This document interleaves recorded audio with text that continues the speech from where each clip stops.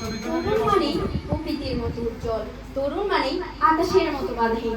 আর তাই তো সুন্দর পৃথিবীর সন্ধানে আজকে তরুণ প্রজন্মের অঙ্গীকার হোক এই সুন্দরময় পৃথিবীকে আরো সুন্দর করে গড়ে তোলার জন্য। ধন্যবাদ মাননীয় মডারেটর, সম্মানিত বিচারক মণ্ডলী, আমার প্রতিপক্ষের বন্ধুরা এবং যারা শুনছেন সবাইকে আমার সালাম, আসসালামু আলাইকুম।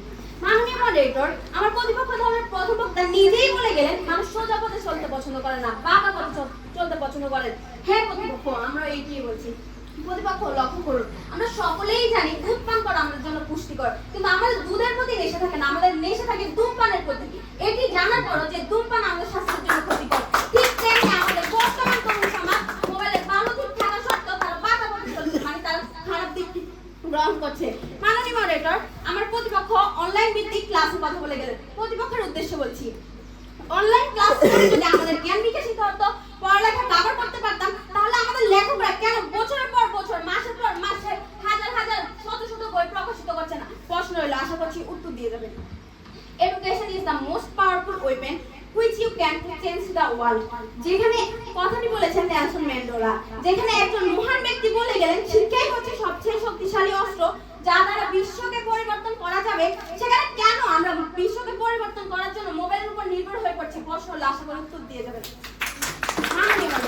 1973 সালে মার্টিন ওয়েবার সর্বপ্রথম মোবাইল ফোন আবিষ্কার করেন। 1973 সালে মোবাইল ফোন আবিষ্কার হলেও বাংলাদেশের ব্যবহার চালু হয় 1966 সালের শেষের দিকে। মূলত তিনি মোবাইল ফোন আবিষ্কার করেছিলেন মানুষের উপকারের জন্য। অবশ্যই তিনি সেটা পেরেছেন, মোবাইলের উপকারিতা অস্বীকার করার কোনো সুযোগ নেই। কিন্তু বর্তমানে মোবাইলের অপব্যবহার এত বেড়েছে যে এর উপকারের চেয়ে ক্ষতিগ্রস্ত হচ্ছে, আর এর মধ্যে সবচেয়ে বেশি ক্ষতিগ্রস্ত হচ্ছে বাংলার তরুণ সমাজ। তরুণ সমাজ মোবাইল ফোন অপব্যবহার করে ধ্বংসের শেষ প্রান্তে দাঁড়িয়েছে।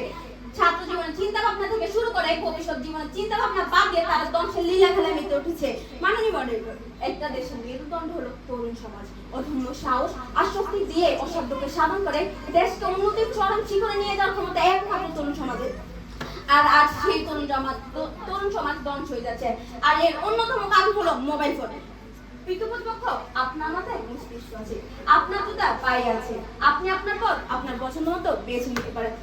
মাননীয় মডারেটর, আমি বুঝতেই পারছি না কিভাবে আমার প্রতিপক্ষ দলেরা মোবাইলের অপকারিতা ভুলে যাচ্ছে, যেখানে কিনা বাংলাদেশের 80% তরুণ মোবাইলে অশ্লীল ছবি বা ভিডিও দেখে পড়ালেখা বাদ দিয়ে তারা জনতার বিষয়ে আগ্রহী হচ্ছে, যার পরিণতিতে চরিত্রের দিক থেকে নষ্ট হয়ে যাচ্ছে তরুণ সমাজের বিরাট অংশ।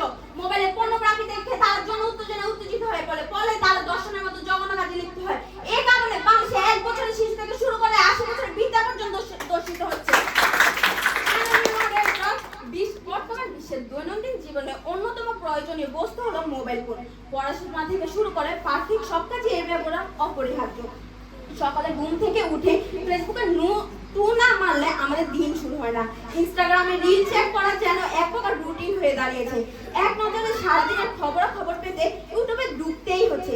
এভাবে ইন্টারনেট আমাদের দৈনন্দিন জীবনের সঙ্গে আস্তে পুস্তে জড়িয়ে আছে। এই সব কিছু কম্পিউটার মাধ্যমে করা গেলেও মোবাইল ফোন অতি সহজলভ্যতার কারণে আমরা এটি ব্যবহার করছি, কিন্তু এটি যেন আমার জন্য কাল হয়ে দাঁড়িয়েছে। মোবাইল ফোন নির্ভর হয়ে তরুণ সমাজ এর প্রতি আসক্ত হয়ে গেছে, আর মোবাইল ফোনের এত অল্প ব্যবহার আমাদের তরুণ সমাজ